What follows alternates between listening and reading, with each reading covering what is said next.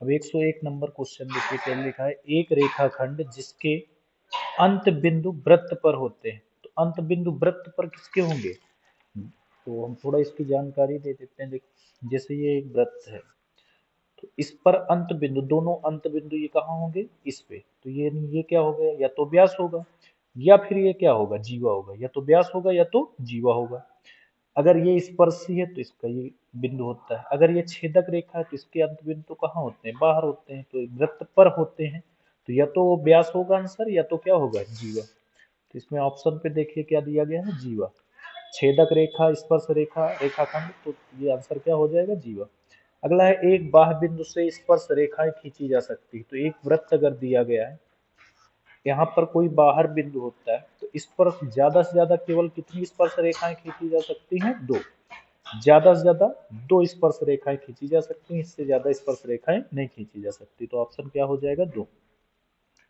अगला इसी से रिलेटेड एक क्वेश्चन है। 5 सेंटीमीटर त्रिज्या वाले एक वृत्त के बिंदु P पर, तो एक हमने पहले क्या बना लेंगे? वृत्त।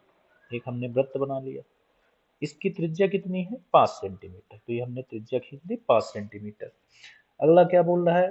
बिंदु P पर स्पर्श रेखा, बिंदु P पर, ये यहाँ पर बिंदु क्या है? P। इस पर एक हमें क्या खींचनी है? स्पर्श रेखा। बिंदु ये क्या मान लिया हमने? P। इस पर एक क्या खींच दी हमने? स्पर्श रेखा। P क्यों, यानी P से ये क्या है? क्यों। केंद्र O, तो केंद्र का नाम दे दिया हमने O, से जाने वाली एक रेखा, इससे जाने वाली एक रेखा से बिंदु Q पर इस प्रकार मिलती है कि, इससे ये जो रेखा गई वो Q पर मिलती है कि OQ 13 है। O से Q कितनी है? O से ये Q 13 सेंटीमीटर। कितनी है? 13 सेंटीमीटर। ये कितनी थी? 5 सेंटीमीटर। तो ये देखिए, ये तो पता है उनका, केंद्र से स्पर्श रेखा जो त्रिज्या होती है, ये स्पर्श रेखा पर क्या होती है? लंब। तो इसमें पाइथागोरस थ्योरम लगा सकते हैं। ये क्या हो गया? 90 अंश के सामने वाला कर्ण, तो कर्ण कितना है? 13 का स्क्वायर बराबर आधार, लंब का स्क्वायर माइनस आधार का स्क्वायर। तो लंब हमें नहीं पता, तो इसको मान लेते हैं पी क्यू का स्क्वायर माइनस आधार 5 का स्क्वायर। पी क्यू का स्क्वायर प्लस 5 का स्क्वायर। इसको इधर लाएंगे तो पी क्यू का स्क्वायर कितना हो जाएगा? 13 का स्क्वायर 169, 5 का स्क्वायर 25, उधर ले जाएंगे तो कितना हो जाएगा? माइनस का 25। तो पी क्यू बराबर अंडर रूट, इधर से स्क्वायर हटाएंगे, इधर क्या लग जाएगा? अंडर रूट 125, 169 में 25 गए 144। तो ये कितना आ जाएगा? 12। कितने का स्क्वायर होता है ये? 12 का। तो इसका ऑप्शन कौन सा? 12 सी नंबर। अब देखिए इसमें ये पूछा गया है, ये क्वेश्चन देखते हैं। चित्र में ओ वृत्त का केंद्र है, ये ओ वृत्त का केंद्र है। ए बी एक जीवा, ये ए बी एक क्या है? जीवा।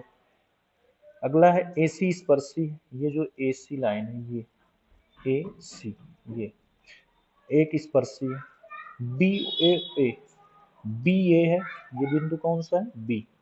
ये है ओ, ये ए है। ये वाला यानी कोण हमें दिया गया, इसको हम ऐसे इधर बना लेते हैं, एक ऐसे अर्धवृत्त टाइप है।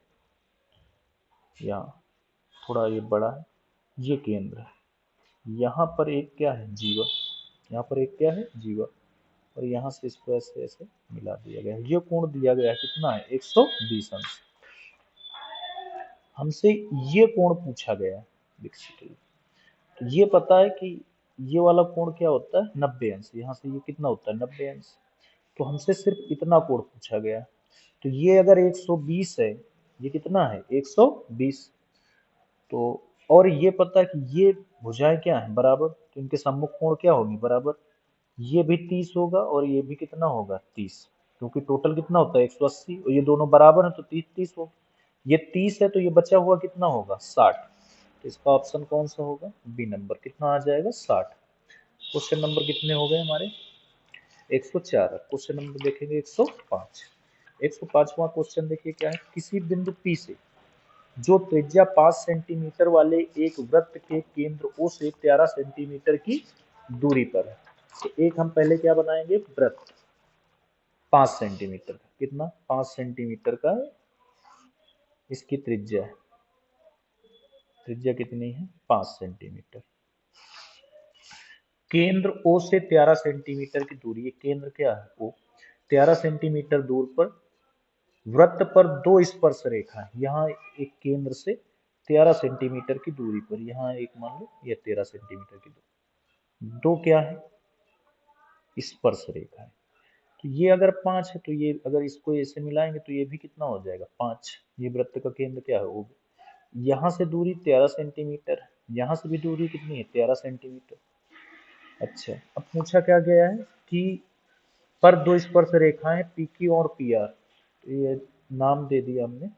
यहाँ 13 सेंटीमीटर दूरी पर वृत्त पर दो स्पर्श रेखाएं हैं पी क्यू, ये पी मान लिया हमने इस बिंदु को, इसको मान लिया क्यू, इसको मान लिया पी आर, और पी क्यू दो स्पर्श रेखाएं, स्पर्श रेखाओं की लंबाइयां बराबर होती है, दोनों 13 13 होंगी। अब इसका चतुर्भुज एक बन गया पी क्यू ओ आर, देखिए ये बन गया पी क्यू ओ आर, ये एक चतुर्भुज है, ये एक क्या है चतुर्भुज है।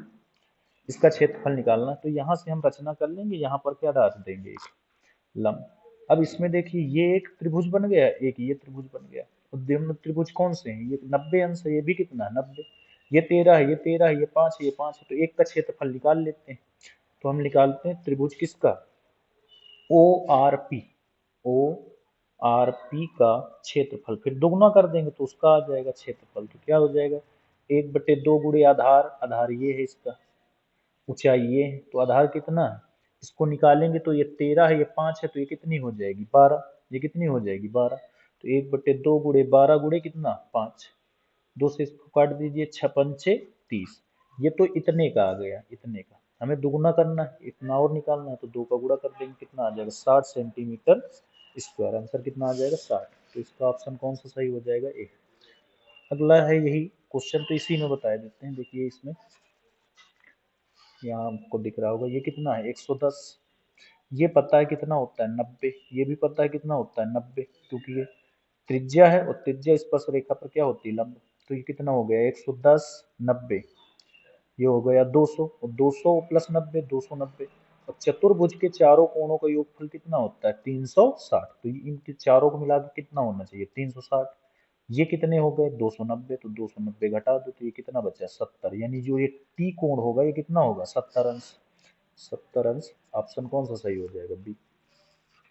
क्वेश्चन नंबर 107, देखिए क्वेश्चन नंबर 107 लिखा है एक घड़ी की मिनट की सुई की लंबाई 14 सेंटीमीटर है, मिनट की सुई द्वारा रचित क्षेत्रफल, तो मिनट की सुई 1 घंटे यानी 60 मिनट में कितना कोण बनाएगी, पूरा घूम जाती है, एक इतना पूरा घूम जाती है, यानी 360, 60 मिनट में, तो 1 मिनट में कितना कोण बनाएगी 360 और बटे 60, 0 0 कैंसिल, 36, तो 1 मिनट में 6 डिग्री का बनाएगी।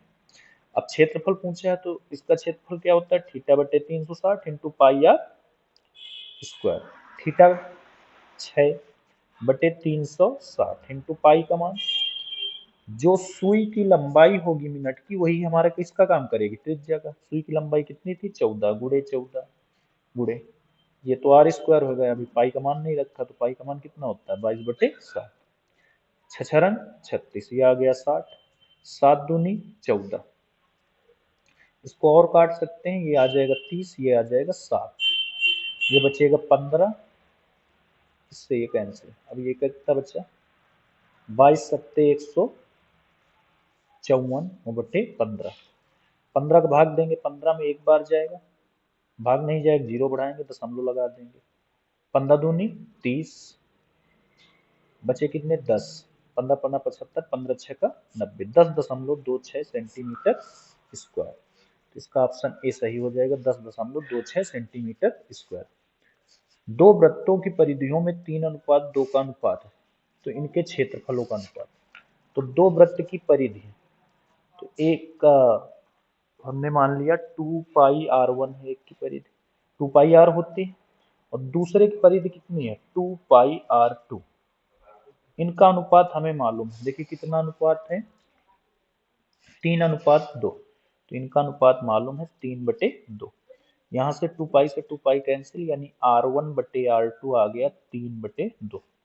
अब हमें निकालना क्या है इनके क्षेत्रफलों का परिमाप है, तो उनके क्षेत्रफलों का अनुपात निकालना है, किसका अनुपात निकालना है क्षेत्रफल, तो क्षेत्रफल क्या होता है, पाई r1 स्क्वायर बटे पाई r2 स्क्वायर।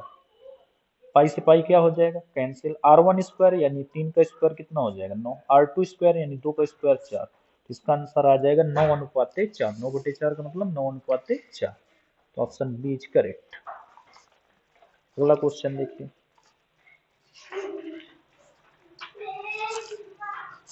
अगला क्वेश्चन है, यदि एक वृत्त का परिमाप एक वर्ग के परिमाप के बराबर है। एक वृत्त का परिमाप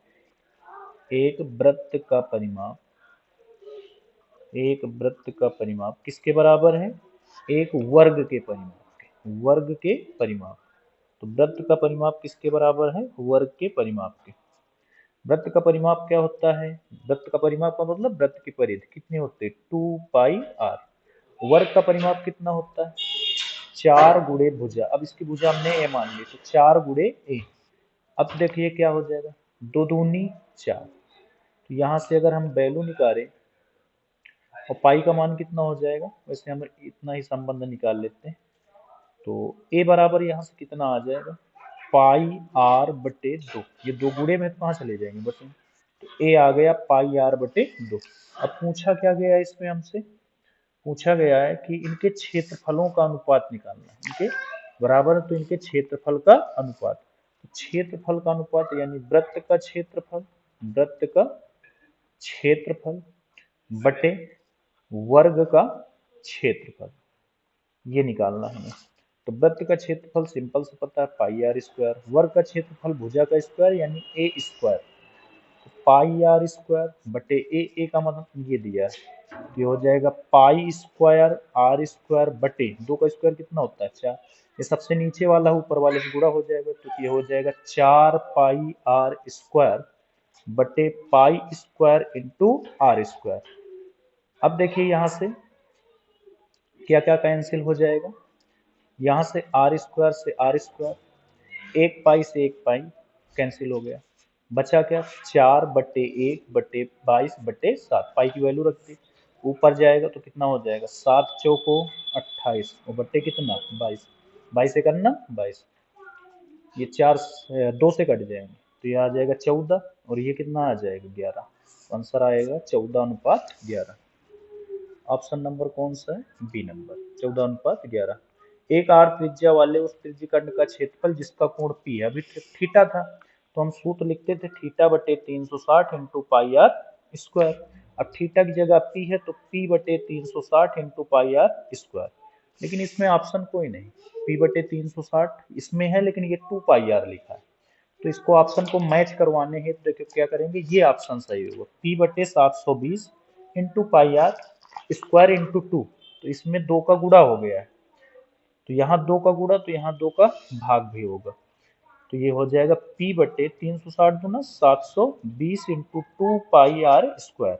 अब ये 2 से ये कट जाता तो p/360 इंटू πr² आ जाता फिर से। तो ऑप्शन क्या सही हो जाएगा p/720, यानी ऑप्शन नंबर इसका डी। 10 सेंटीमीटर भुजा वाले वर्ग के अंतर्गत एक वर्ग है, इसकी भुजा कितनी दी गई है 10 सेंटीमीटर। एक वर्ग है, इसकी भुजा कितनी है 10 सेंटीमीटर। इसके अंतर्गत यानी भीतर इसके क्या बनाया गया है वर्ग, वृत्त। क्या बनाया गया है वृत्त, खींचे जा सकने वाले वृत्त। इसके ज्यादा से ज्यादा कितना बड़ा, इतना ही बड़ा हो सकता है। यानी वृत्त की अगर हम बात करें व्यास की, तो व्यास इसके भुजा के क्या होगा बराबर, यानी व्यास इसका आ जाएगा 10 सेंटीमीटर। तो वृत्त की त्रिज्या आ जाएगी 10/2 यानी 5 सेंटीमीटर। वृत्त का क्षेत्रफल ज्ञात करना है तो क्या होता है πr²। पाई का पाई रख देंगे, r² यानी 5 गुणे 5, बचा हम 25 पाई। आंसर कितना आ जाएगा 25 पाई। तो इसमें ऑप्शन में मिस्टेक हो गई थी, ये ऑप्शन मैंने पहले लिख दिया था 25 पाई। अब लिखा है त्रिज्या ए इकाई के एक वृत्त के परिगत खींचे जा सकने वाले वर्ग का परिमाप। तो सेम यही क्वेश्चन है, एक ये है वृत्त के परिगत चारों तरफ, वृत्त के चारों तरफ खींचे जा सकने वाला परिमाप, और वृत्त के हमने भुजा दे दी है त्रिज्या ए इकाई। इसकी त्रिज्या कितनी है ए, तो बताइए ये भी तो क्या होगी त्रिज्या यानी ए, तो इसका व्यास कितना हो गया a + a यानी 2a। अगर व्यास 2a है तो ये भी व्यास ही है, ये वर्ग की भुजा इसका क्या करेगी, व्यास, तो ये 2a हो जाएगा। ये भी वर्ग की सब भुजाएं बराबर होती हैं, तो ये 2a, तो ये भी 2a, ये भी कितना 2a, ये भी कितना 2a, तो इसका परिमाप कितना आ जाएगा 8a। कितना आ जाएगा 8a। Option C is correct. यदि त्रिज्याओं r1 व r2 वाले दो वृत्तों की परिधियों का योग त्रिज्या r वाले एक वृत्त की परिधि के बराबर है, मतलब ये कहना चाह रहा है कि दो त्रिभुज हैं, उनकी परिधि होती है 2πr, तो पहले वाले की 2πr1 है, एक की है 2πr2 है। इनका अगर योग करते हैं तो एक और वृत्त है, उसकी परिधि है 2πr, इसके बराबर दो वृत्त है, एक r1 त्रिज्या वाला, एक r2। इनकी अगर परिधियों को हम जोड़ देते हैं तो एक बड़ा वृत्त बन जाता है। ऐसे ये दो वृत्त हैं, इनको जोड़ने से एक बड़ा वृत्त बन जा रहा है, इनके परिधियों को जोड़ने से। तो ये हमने लिख दिया। अब यहाँ से हम 2π क्या ले लेंगे कॉमन, तो यहाँ बचेगा r1 प्लस r2, और यहाँ से 2πr, 2π से 2π कैंसिल, तो r1 प्लस r2 बराबर क्या हो जाएगा r, r1 प्लस r2 बराबर r। तो ये हमें प्रूव करना था, r1 प्लस r2 बराबर r। तो देखिए इसमें ऑप्शन कौन है, r बराबर r1 plus r2। Next question देखिए 114 नंबर क्वेश्चन। 114 नंबर क्वेश्चन, उस वृत्त का व्यास जिसका क्षेत्रफल 24 सेंटीमीटर और 7 सेंटीमीटर त्रिज्या वाले दो वृत्तों के क्षेत्रफल के योग बराबर। तो एक हमें त्रिज्या दी गई है r1 24 सेंटीमीटर, r2 दी गई हमें 7 सेंटीमीटर, दो त्रिज्याएं दी गई। कह रहा इन दोनों के क्षेत्रफल, यानी क्षेत्रफल क्या होता है वृत्त का, pi r square plus pi r square, इनका योग एक और त्रिभुज है, क्या है वृत्त, उसके योग के बराबर है। वो हम पता नहीं है कि वो त्रिभुज 24 7 त्रिज्या वाले दो वृत्तों के योगफल के बराबर है। तो ये तीसरा वाला वृत्त की त्रिज्या हम मान लेते हैं कैपिटल आर, इसके योग के बराबर। अब यहाँ मान रख देते हैं, पाई कॉमन ले लेते हैं, तो ये हो जाएगा r1, इसको मान लेते हैं, इसको r2, तो r1 square plus r2 square बराबर पाई आर स्क्वायर। इससे कैंसिल, r1 कितना है 24 का स्क्वायर, यानी एक बार लिख देते हैं 24 का स्क्वायर, r2 कितना है 7 का स्क्वायर बराबर r स्क्वायर। ये हो गया 576, ये हो गया 49 बराबर r स्क्वायर। इनको जोड़िए 625 बराबर r स्क्वायर, तो r बराबर क्या हो जाएगा अंडर रूट 625। स्क्वायर हटाया तो इधर क्या लग गया अंडर रूट, तो r बराबर कितना आ जाएगा 25। त्रिज्या आ गई 25, हमें व्यास निकालना था, तो व्यास क्या होता है दुगुना, तो 25 गुणे 2 यानी कितना आ जाएगा 50। तो इसका ऑप्शन कौन सा सही हो जाएगा 85 नंबर। अगला क्वेश्चन है इसी में कि एक आयताकार कागज है, 115 नंबर। आयताकार कागज है तो इसका क्षेत्रफल यानी लंबाई गुणे चौड़ाई 40 गुणे 22 का है, को मोड़कर एक खोखले बेलन के आकार में बनाया जाता है जिसकी ऊंचाई 40 है, बेलन की त्रिज्या, तो बेलन का ये किसके बराबर होगा क्षेत्रफल यानी वक्र पृष्ठीय क्षेत्रफल के, यानी 2 पाई का मान 22/7 into r into h. H कितना, एच इसमें दिया गया आपको कितना है 40, तो यहाँ पर हम कितना लिख देंगे 40। अब देखिए जो गुणे में इधर आएंगे बटे में, देखिए इधर क्या है आपके पास 40 गुणे 22, इधर से देखिए ये 7 बटे में, तो इधर आ जाएगा गुणे में, ये 2 22 और 40 ये सब कहाँ चले जाएंगे बटे में, 40 से 40, 22 से 22 कैंसिल, क्या बचा 7/2, और 7 में 2 से भाग देंगे तो कितना आ जाएगा 3.5 सेंटीमीटर। तो इसका ऑप्शन सही हो जाएगा ए, 3.5 सेंटीमीटर। नेक्स्ट क्वेश्चन देखते हैं। अगला क्वेश्चन क्या है, 1/2 1/2 सेंटीमीटर व्यास वाले किसी ठोस गोले का संपूर्ण पृष्ठीय क्षेत्रफल। तो हमें 1/2 ये क्या दिया गया है व्यास, 116 नंबर क्वेश्चन है। 1/2 सेंटीमीटर, डी बराबर दिया गया है 1/2, तो आर निकालते हैं, तो आर क्या हो जाएगा, तो इसका आधा 1/2 और भाग कितने से 2, d/2, डी का मान 1/2, ये 2 इससे 2 से गुणा हो जाएगा तो ये आ जाएगा 1/4, तो त्रिज्या आ गई 1/4। अब क्या करना है, हमें इसका निकालना है संपूर्ण पृष्ठीय क्षेत्रफल। अर्धगोले का संपूर्ण पृष्ठीय क्षेत्रफल होता है 3πr²। तो 3 पाई उसी तरह, क्योंकि इसमें आंसर पाई में दे रहा, r² यानी 1/4 गुणे 1/4। तो ये देखिए क्या बन जाएगा, 3/4 × 4 = 16 पाई सेंटीमीटर स्क्वायर। 3/16 पाई सेंटीमीटर स्क्वायर। तो ऑप्शन नंबर कौन सा सही हो जाएगा, बी नंबर। 117 नंबर देखिए क्वेश्चन दिया गया है कि एक लंबवृत्तीय बेलन के आधार का क्षेत्रफल। तो ये अगर बेलन हुआ और ये इसका आधार है, लंबवृत्तीय बेलन का ये क्या है, आधार। तो ये आधार कैसा होता है, वृत्ताकार। तो यानी हमें वृत्त का क्षेत्रफल दिया, वृत्त का क्षेत्रफल होता क्या है, πr²। और ये किसके बराबर दिया गया है क्वेश्चन में, देखिए ये 9 पाई के। तो यहाँ लिख देंगे 9 पाई। पाई से पाई क्या हो जाएगा, कैंसिल। तो r² बराबर 9, तो यानी r बराबर 3। आर आ गया 3। हमें इसके आधार का व्यास निकालना। तो व्यास क्या होता है, त्रिज्या का 2 गुना, यानी 3 × 2। तो डी कितना आ जाएगा, 6 सेंटीमीटर। डी कितना आ जाएगा, 6। यानी ऑप्शन सी करेक्ट हो जाएगा। अगला क्वेश्चन देखिए 118 नंबर।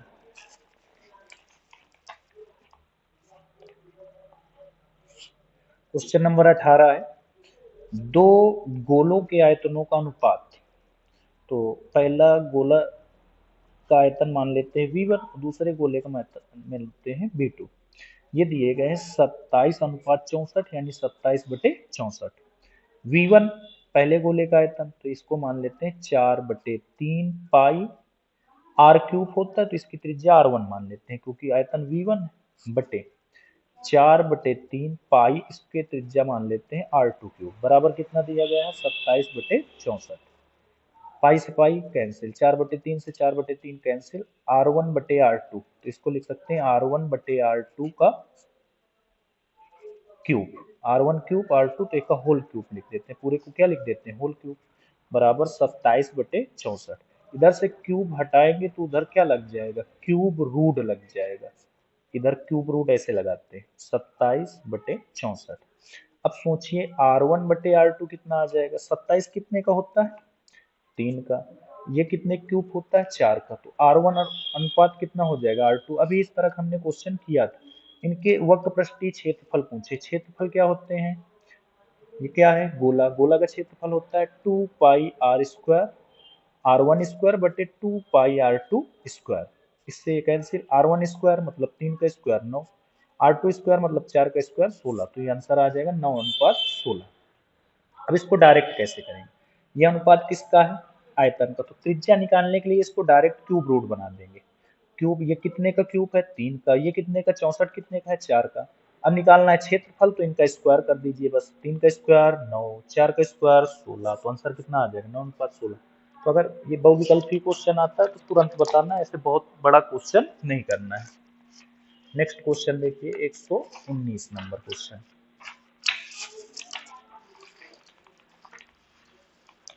लिखा है, यदि समान त्रिज्या r के दो अर्धगोलों को उनके आधारों से जोड़ा जाता है तो इस नए बने ठोस का पृष्ठीय क्षेत्रफल। तो इसमें ज्यादा दिमाग नहीं लगाना, दो अर्धगोले हैं। अगर दो अर्धगोलों को जोड़ देंगे तो एक ये देखिए, जैसे एक ये अर्धगोला है और एक ये अर्धगोला है, इन दोनों को हम जोड़ देंगे तो पूरा एक क्या बन गया, गोला। और गोले का क्षेत्रफल क्या होता है, 4πr²। तो इसमें ज्यादा दिमाग नहीं लगाना था, ऐसे हो गया। 120 नंबर क्वेश्चन है, 45 सेंटीमीटर ऊंचाई और 4 सेंटीमीटर व्यास वाले एक धात्विक ठोस बेलन को पिघलाकर बनाए गए 6 सेंटीमीटर व्यास के ठोस गोलों की संख्या। तो हमें बेलन को पिघलाकर क्या बनाना है, गोला। तो जब पिघला के या उसको तोड़ के बनाया जाता है तो हमेशा क्या, उनका आयतन क्या रहता है, बराबर। तो यहाँ से लिख देंगे बेलन का आयतन, बेलन का आयतन बराबर होगा, ये कितने गोले बनाए गए हमें नहीं पता, तो n गुणे गोलों का आयतन, n गुणे गोलों का आयतन। अब गोले एक तो बना नहीं, बहुत सारे बने, तो हम n मान लिए गोलों की संख्या। बेलन का आयतन क्या होता है, πr², और गोले का आयतन होता है 4/3 πr³। पाई से पाई यहीं से कैंसिल कर दीजिए। r इसकी कितने दी गई, 45 सेंटीमीटर ऊंचाई और 4 सेंटीमीटर व्यास।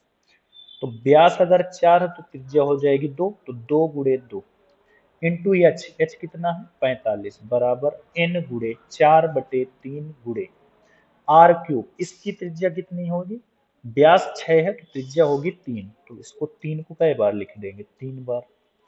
अब ये 3 से 3 क्या हो गया, कैंसिल। तो n निकालना हमें, इधर जो लिखा है उसको लिखा रहने दीजिए, 2 गुणे 2 गुणे 45।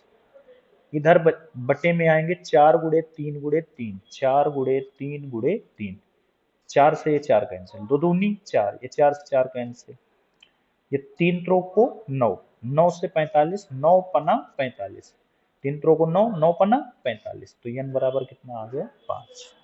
तो n मतलब संख्या कितनी थी, कितने गोले बनाए जा सकते थे, 5। अगला एक गोले की त्रिज्या को दोगुना कर दिया जाए, कितना कर दिया जाए, दोगुना कर दिया जाए, तो उसका पृष्ठीय क्षेत्रफल में कितनी परसेंट वृद्धि होगी। तो डायरेक्ट इसको हम करवाते हैं। चलो एक बार पहले देख लेते हैं कि एक गोले की त्रिज्या को दोगुना कर दिया जाए। पहले अगर हम ऐसे बोलें कि इसका क्षेत्रफल पहले कितना होगा, अगर r त्रिज्या है, अगर एक गोले की त्रिज्या r है तो इसका क्षेत्रफल क्या होता है गोले का। तो आप बोलेंगे गोला है कि एक बार चेक कर लेते हैं, वृत्त है, एक गोले की त्रिज्या को दोगुना कर दिया जाए तो इसका क्षेत्रफल होगा 2 गोले का 4 pi r square, 4 pi r square. अगर त्रिज्या को हम दोगुना कर दें मतलब 2r कर दें तो क्षेत्रफल क्या हो जाएगा, 4 पाई इंटू आर मतलब 2r का स्क्वायर, तो ये हो जाएगा 4 पाई इंटू 4r स्क्वायर, तो 4 चौको 16 पाई आर स्क्वायर।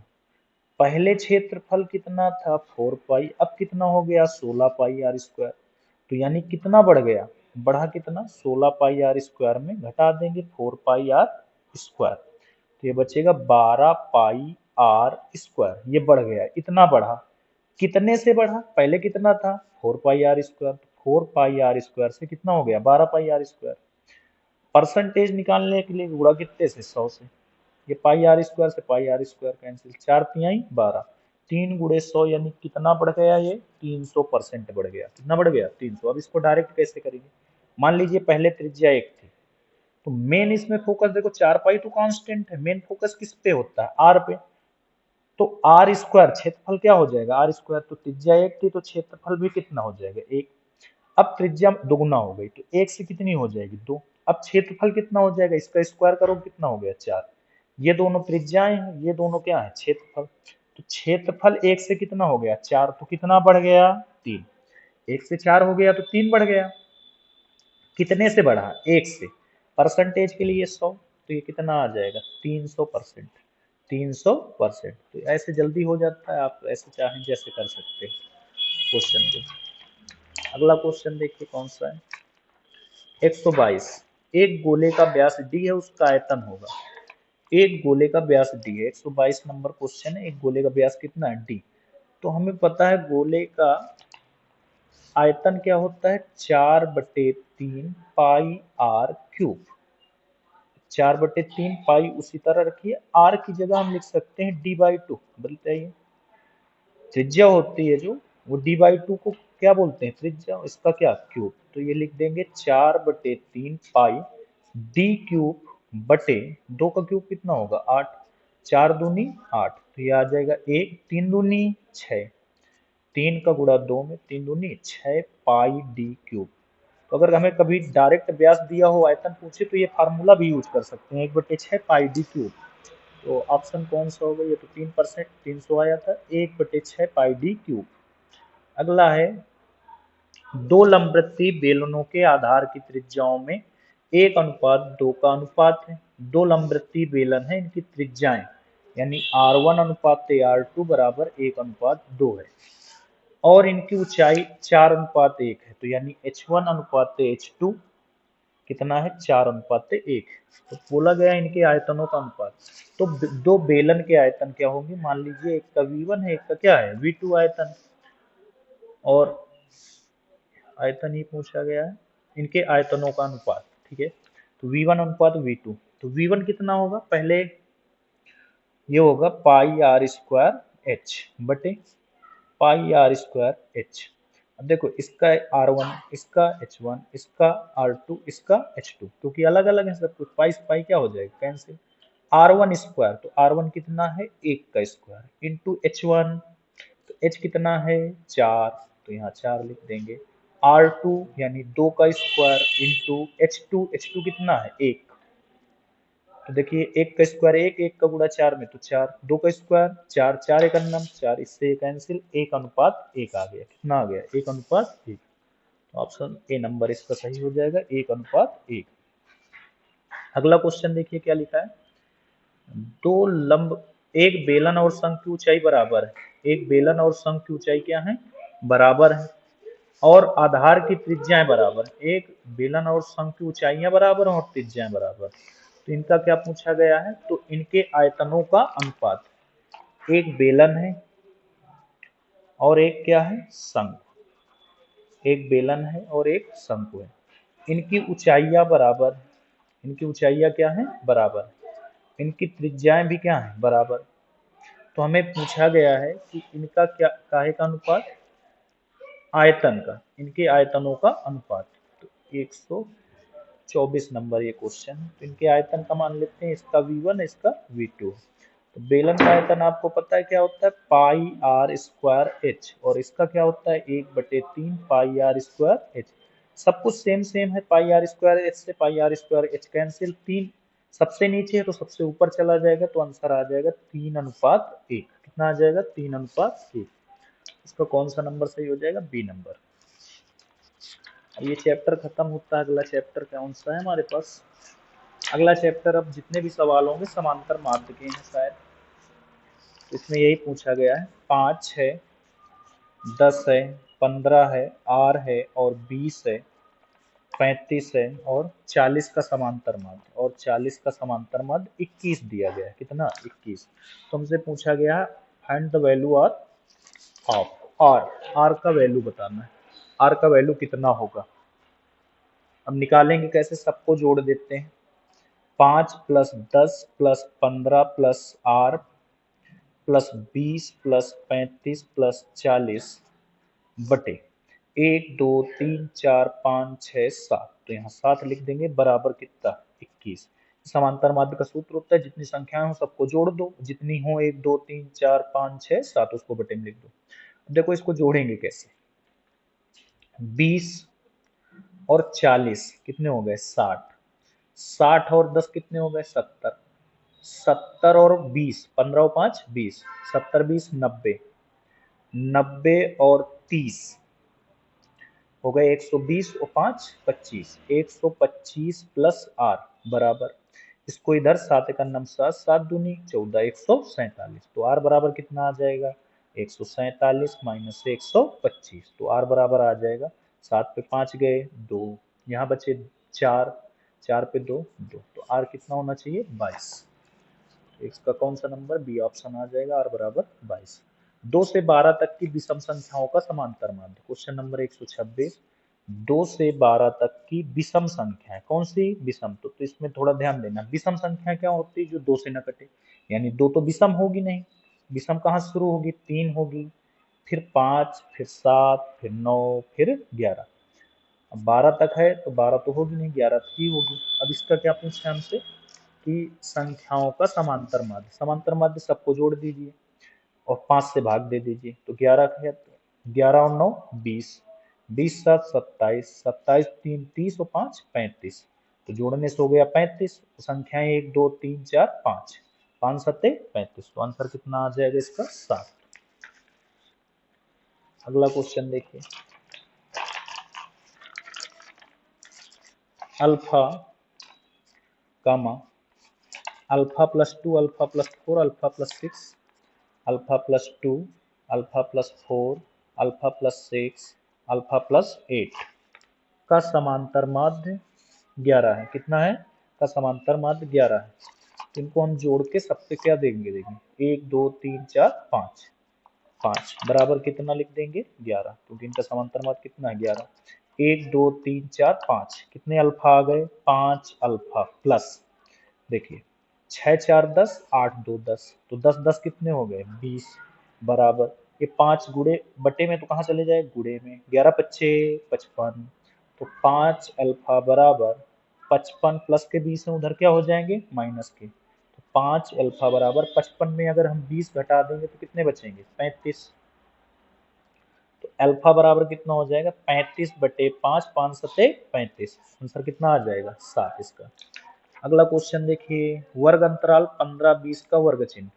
15 और 20 ये माइनस नहीं है, ये वर्ग चिन्ह, इसका वर्ग चिन्ह पूछना है। ये वर्ग अंतराल दिए गए हैं, ऐसे वर्ग अंतराल देकर आता है 15 से 20, 20 से 25, इनका वर्ग चिन्ह निकालना है। वर्ग चिन्ह का मतलब क्या होता है, एक्स निकालना है। एक्स कैसे निकालते थे, दोनों को जोड़ देंगे और 2 का भाग देंगे, तो 15 प्लस 20/2 यानी कितना, 35/2।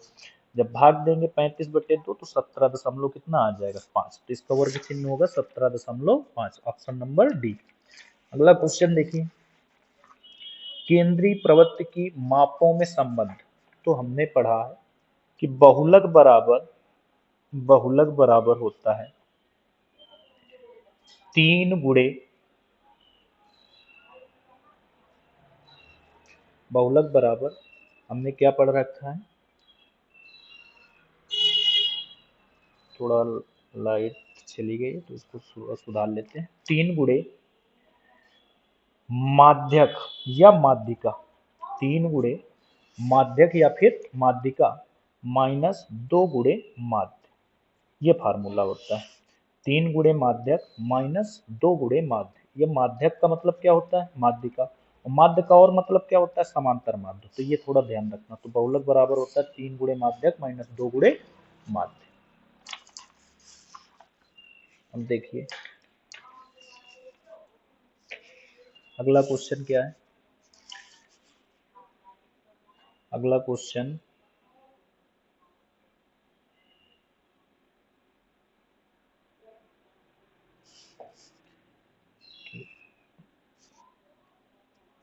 एक बारंबारता बंटन का बहुलक आलेखी विधि। तो जब बहुलक आलेखी विधि से निकालना हो तो आयत चित्र से निकलता है। किससे, आयत चित्र से। जब क्या निकालना हो, बहुलक, तो बहुलक हमेशा किससे निकलेगा, आयत चित्र से।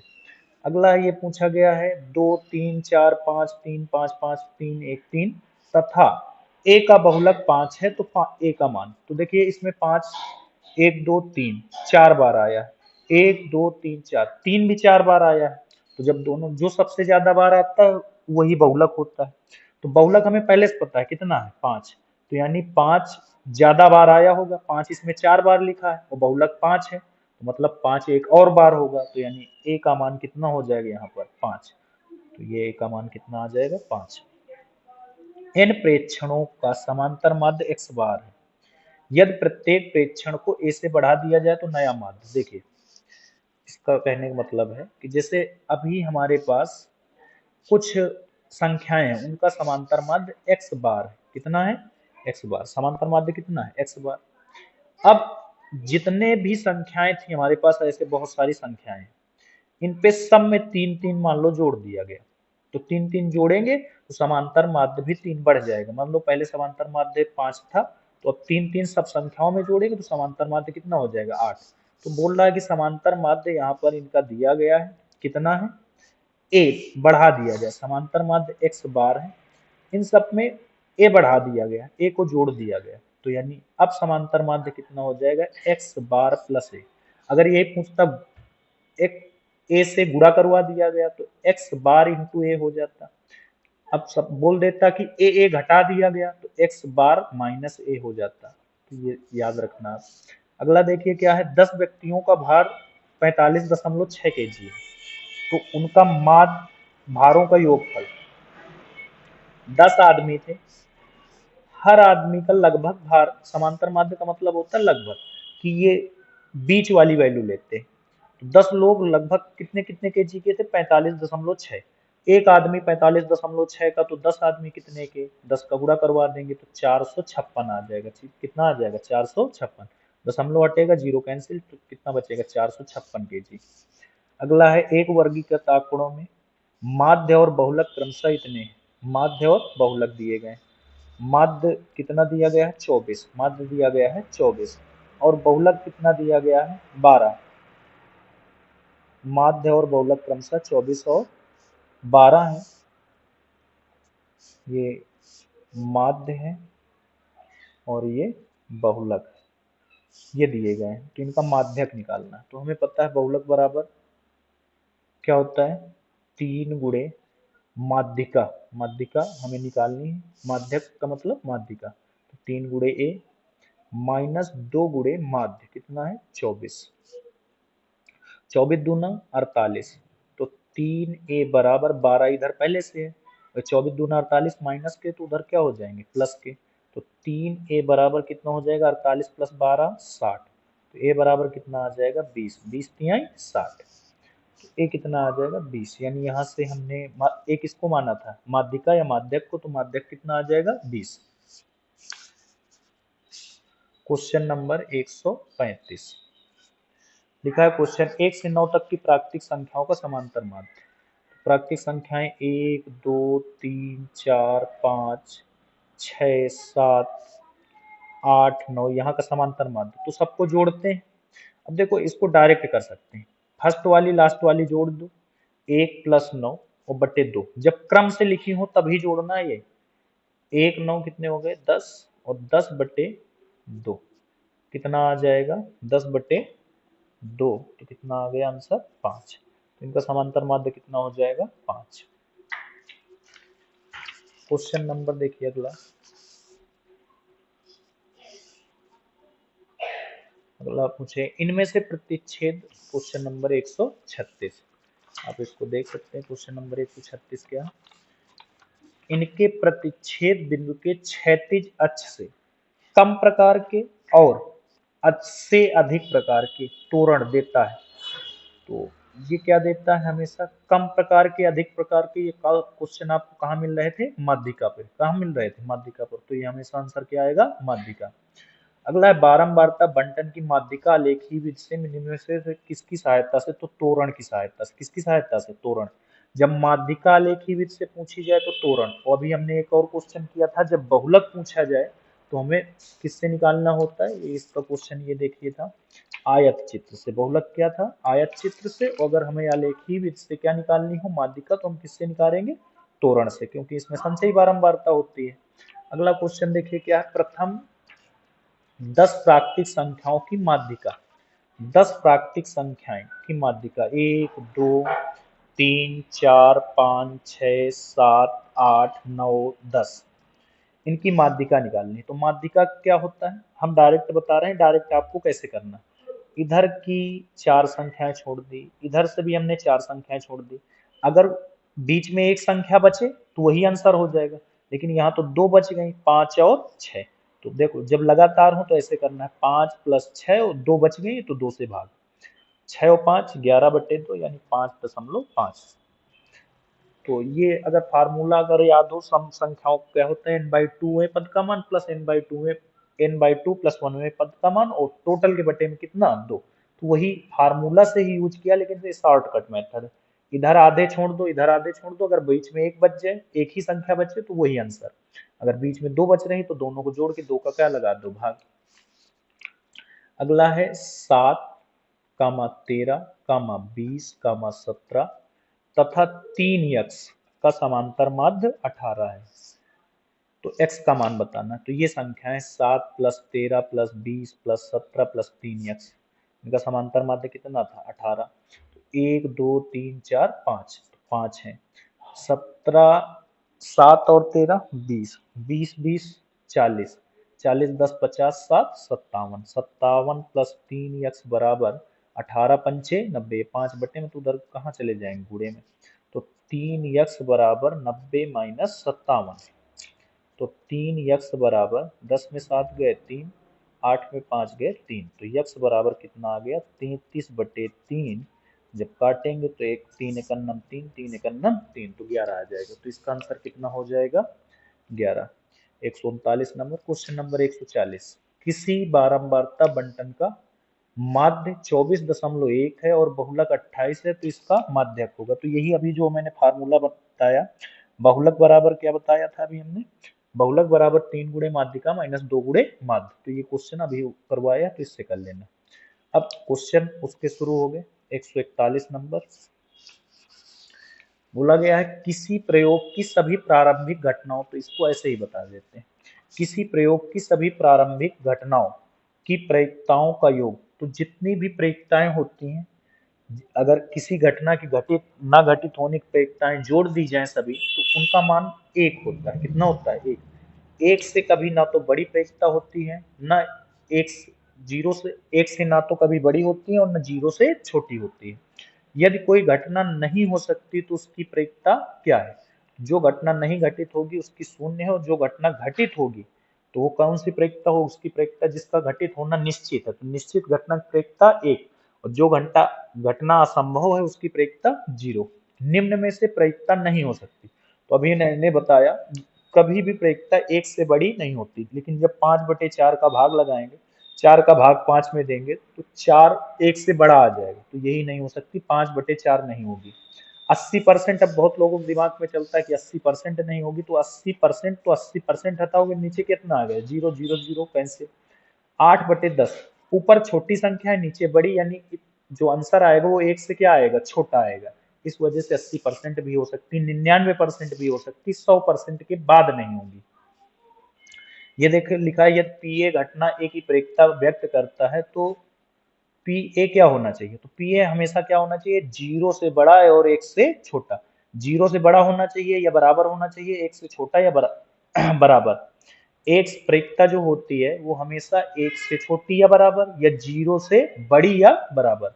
एक अधिवर्ष में 53 रविवार होने की प्रायिकता। एक अधिवर्ष, अधिवर्ष का मतलब लीप ईयर। तो लीप ईयर में कितने दिन होते हैं? 366। 366 में 7 से भाग देंगे, 7 पना 35, बचे कितने? 2, 1 1, 7 दूनी 14, तो यहाँ कितना बचेगा? 2। ये 2 दिन एक्स्ट्रा बचे। अब 2 दिन कोई भी हो सकते हैं, कितने दिनों में? 7। तो अगर लीप ईयर है तो प्रायिकता 2/7, अगर साधारण ईयर है तो यहाँ एक शेष बचता, तो फिर प्रायिकता होती है 1/7। अधिवर्ष का मतलब होता है लीप वर्ष, तो लीप वर्ष में 2/7 और सामान्य ईयर में 1/7 प्रायिकता होगी। तो आंसर कौन सा हो जाएगा इसका? 2/7। अगला है, किसी पासे को फेंकने पर 3 और के बीच सम संख्या, 3 और 6, ये कितना है? 6 के बीच सम संख्या। 3 और 6 के बीच सम संख्या कौन सी होगी? 3 4 5 6। 3 और 6 के बीच एक ही सम संख्या होगी 4। तो पांसे को फेंकने पर 3 और 6 के बीच एक ही सम संख्या प्राप्त होगी, और टोटल संख्याएं कितनी होती? पांसे पर 6। तो इसकी प्रायिकता हो जाएगी 1/6। तो आंसर आ जाएगा ए नंबर। 146 नंबर क्वेश्चन हो गया। अब देखिए क्वेश्चन नंबर 147। क्वेश्चन नंबर 147 क्या है? 147 है, ताश की गड्डी से हुकुम का पत्ता निकालने की प्रायिकता। तो एक ताश की गड्डी है, उस पे हुकुम के पत्ते कितने होते हैं? 13। हुकुम के पत्ते कितने? 13। और ताश की गड्डी पे टोटल पत्ते कितने होते हैं? 52। तो 13 चौको 52, यानी आंसर आ जाएगा 1/4। Question number 148। 148 नंबर है, ताश की गड्डी से चित्र वाला लाल पत्ता। तो देखिए चित्र वाले पत्ते होते हैं 12, 4 बेगम 4 गुलाम, 4 बेगम 4 गुलाम 4 बादशाह। इक्का में चित्र नहीं होता, चित्र का मतलब फोटो वाला पत्ता। अब 4 में से 2 चिड़ी के होंगे, एक चिड़ी का, एक पान का, एक ईंट का, एक हुकुम का, यानी 2 काले 2 लाल, 2 काले 2 लाल, 2 काले 2 लाल, यानी 6 लाल होंगे और 6 क्या होंगे? काले। तो चित्र वाले 6 पत्ते क्या हो गए? लाल। चित्र वाला लाल पत्ता, तो 6 हो गए। टोटल कितने होते हैं? 52। 2 से काट दो, 3 बटे कितना आ जाएगा? 26। आंसर कितना आ जाएगा? 3/26, बी ऑप्शन। एक बैग में 4 लाल और 3 काली तथा 3 सफेद गेंद है, उनमें से एक गेंद यादृच्छा निकाली जाती है लाल ना होने की प्रायिकता। तो लाल कितनी गेंदें? देखिए 4 लाल है, कितनी है? 4। टोटल गेंद कितनी? 4 3 7 3 10। तो लाल होने की प्रायिकता आ गई, देखो 2/5। लाल होने की प्रायिकता कितनी आ गई? 2। लाल ना होने की निकालनी, तो जब ना होने की प्रायिकता निकालनी हो तो इसको एक में क्या कर देंगे? माइनस। 5 एकन्नम 5, 5 में 2 गए 3, 3/5। तो ना होने की 3/5। दूसरा मेथड भी था, लाल नहीं है तो या तो काली होगी या सफेद। तो काली और सफेद, 3 काली थी 3 सफेद, तो 6/10। ये भी कितना आ जाएगा? 3/5। तो जैसे मन करे वैसे निकाल लीजिए। तो आंसर कितना आ जाएगा? D number option, 3/5। Last question है, 3 सिक्के उछालने पर। तो 3 सिक्के उछालने पर देखो क्या मिल सकता है? हो सकता है तीनों हेड हो सकता है पहले शुरुआत के 2 हेड हो, एक टेल हो सकता है पहला हेड दूसरा टेल तीसरा हेड हो सकता है पहला टेल और लास्ट के दोनों क्या हो? हेड। इसमें 2 हेड हैं, इसमें 2 हेड हैं, इसमें 2 हेड हैं। अब इनके विपरीत लिखो, डबल हेड टेल है तो डबल टेल हेड हो जाएगा। इसके बाद हेड टेल है तो टेल हेड टेल हो जाएगा। इसके बाद क्या था? टेल हेड हेड, तो हेड टेल टेल हो जाएगा। और ट्रिपल हेड थे तो ट्रिपल टेल भी हो सकते हैं, ट्रिपल हेड है तो ट्रिपल टेल हो सकते हैं। तो 2 सिक्के उछालने पर, 3 सिक्के उछालने पर टोटल संभावना कितनी बचती है? 8। कम से कम 2 चित्त हो, कम से कम कितने हो? 2 चित्त, यानी 2 एच होने चाहिए। 2 से ज्यादा हो कोई दिक्कत नहीं, 2 एच यहाँ है, 2 एच यहाँ है, 2 एच यहाँ भी है। इसमें देखिए 3 एच है तो कोई दिक्कत नहीं, दो कम से कम 2 होने चाहिए, 2 से ज्यादा चाहे जितने हो। तो तुम्हारे साथ कितनी हो गई? 4। और टोटल संभावनाएं कितनी है? 8। 4 एक अन्नम 4, 4 दूनी 8। तो आंसर कितना आ जाएगा? 1/2। तो ऑप्शन नंबर इसका ए सही है, 1/2। तो उम्मीद है आपको ये सारे क्वेश्चन समझ में आए होंगे। मैंने बहुत अच्छे से एक्सप्लेन करने की कोशिश की है। Thanks for watching my video.